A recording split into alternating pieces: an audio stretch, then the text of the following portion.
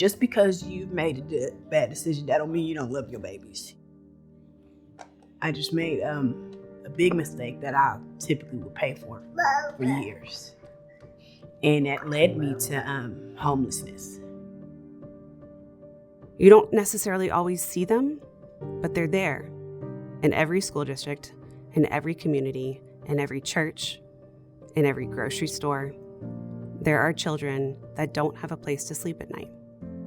When you're looking at school districts, the average number that they count is 1 in every 10 children.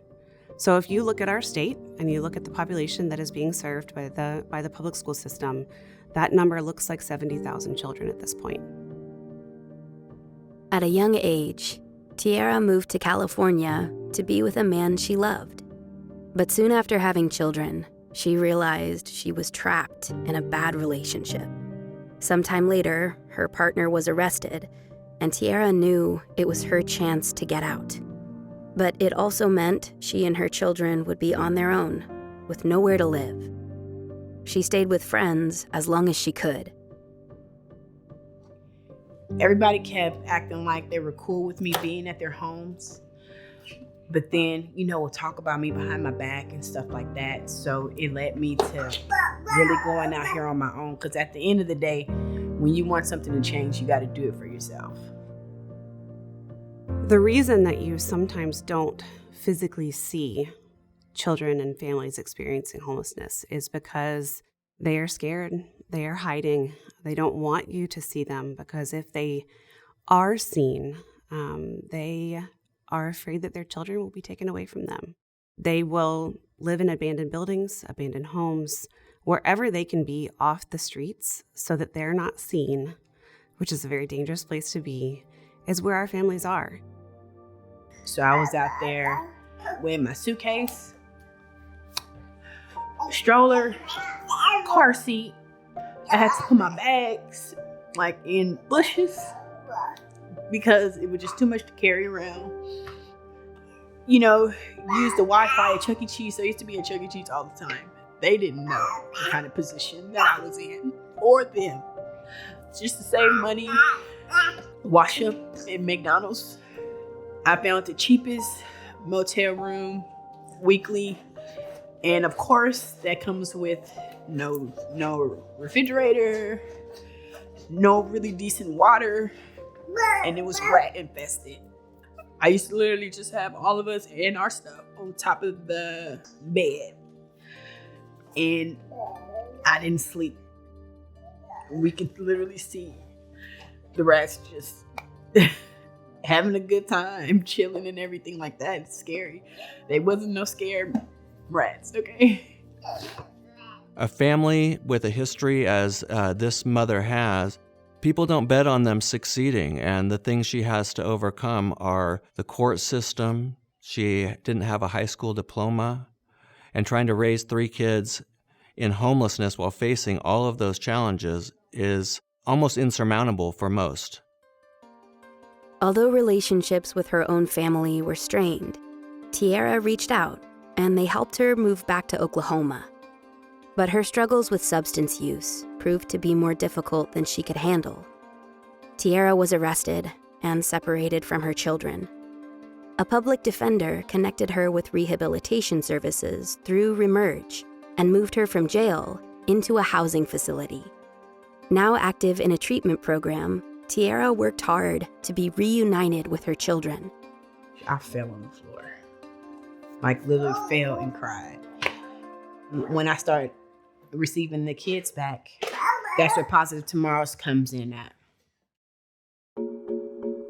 Positive Tomorrows is a school and social service agency that specifically serves kiddos and families experiencing homelessness.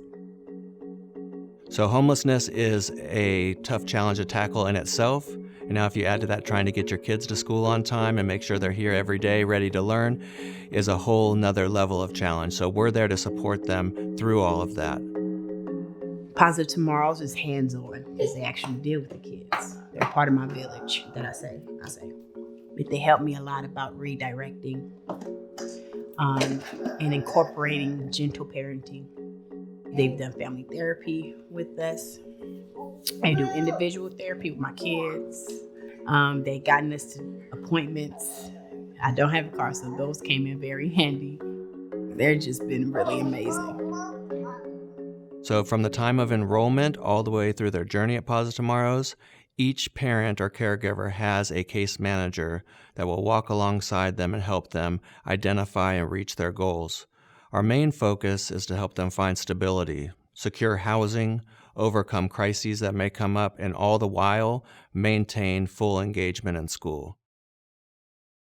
Positive Tomorrows is a special place because in such a short amount of time, we are able to pour enough love, enough hope, enough optimism into the kiddos and the families that we serve that we see change happen right before our eyes. We see the hope that our kiddos gain by simply walking through our doors. We see the stress and the strains of our parents be relieved as we surround them with resources. And so day to day, hour by hour, we can see that change happen in the lives of the families and the kiddos that we serve. Mom was very willing to meet with us and meet with the case managers and others on our team. We had a real team approach. There's a journey that happened with her rise to success, but also with the success of the kiddos. Oh, they love it.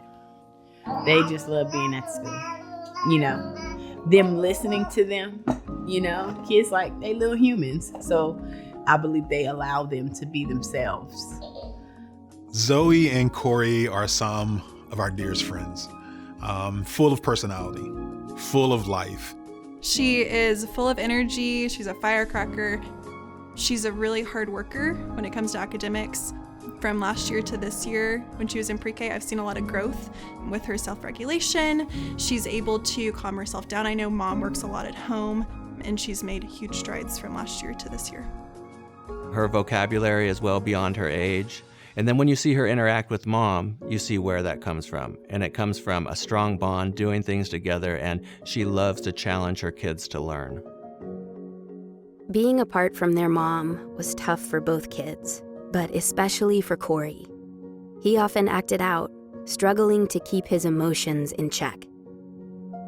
When he first came here, he was undergoing a lot of different changes in the home, which really sort of came out behaviorally in the classroom sometimes. He was really hesitant some days to even enter the classroom, and he was pretty reserved initially. We were trying to figure out, how do we sustain this enrollment? This is a child who'd been, out of the home at times and had some trauma that he brought with them that shows itself as behavioral challenges often. We really worked on self-regulation with Corey, and by the end of the year, he was taking his balloon breaths. He was sort of really able to self-regulate his own behavior. He was like running in the classroom to get here in the mornings, and so there was a really distinct growth that we witnessed with Corey specifically. And Mom was right there working alongside us, particularly with Corey.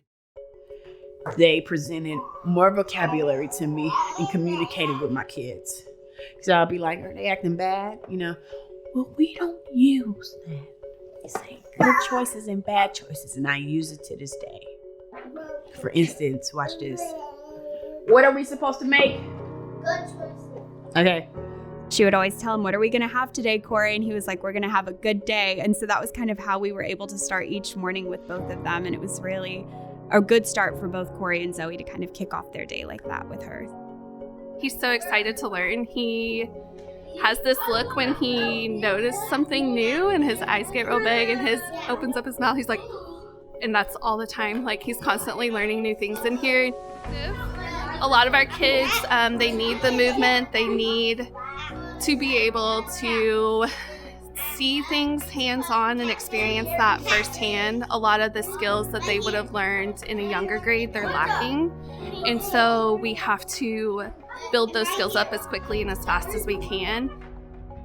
I love working here. I love being able to come here and to do what I do every day. It's such a joy. And of course, there are days where it is difficult and it is heavy, but overwhelmingly, This place is filled with so much joy and so much laughter. We are able to provide first experiences for so many of these kids, like birthday parties, trick-or-treating, Christmas parties, all these things that perhaps they haven't had the opportunity to experience. They're able to do that here, riding tricycles, things like that. It's a very joyful place to be.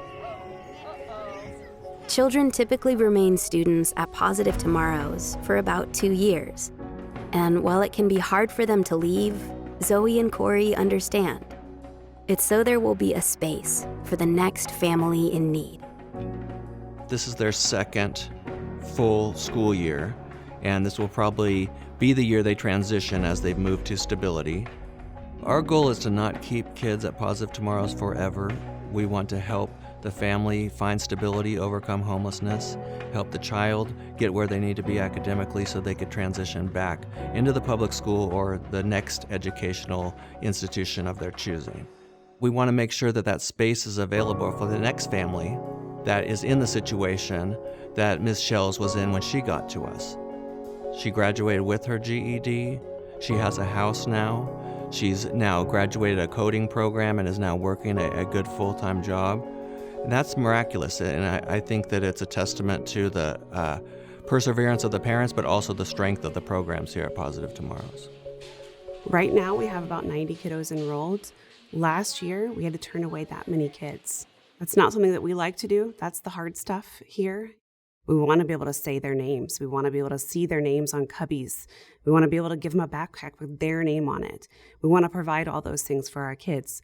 But right now, we aren't able to do that. We have the space, but we just don't have the funding to be able to say yes to all the kids that need our services. Every year, our budget resets, and every year, we don't charge tuition to our kids. We need your support, not just this year, but into the future as well, to help us to sustain this beautiful school that provides so much joy to so many children and their families, that helps them to build the stability that they need to not be in this situation anymore. We need to break the cycle of homelessness and poverty.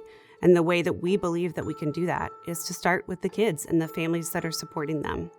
And that means to invest in them, invest in their futures, invest in their children, and invest in the adults.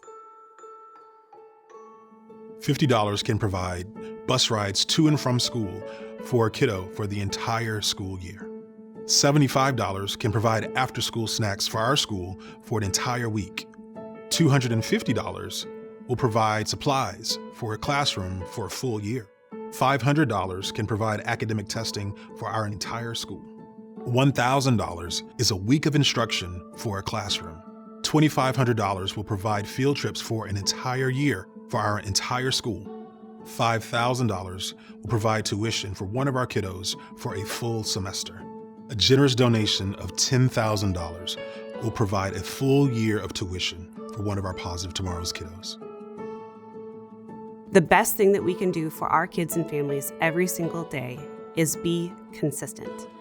Be a consistent, safe place for them to come to every day. Show up as you are, and we will meet you where you are, whatever that looks like for your family.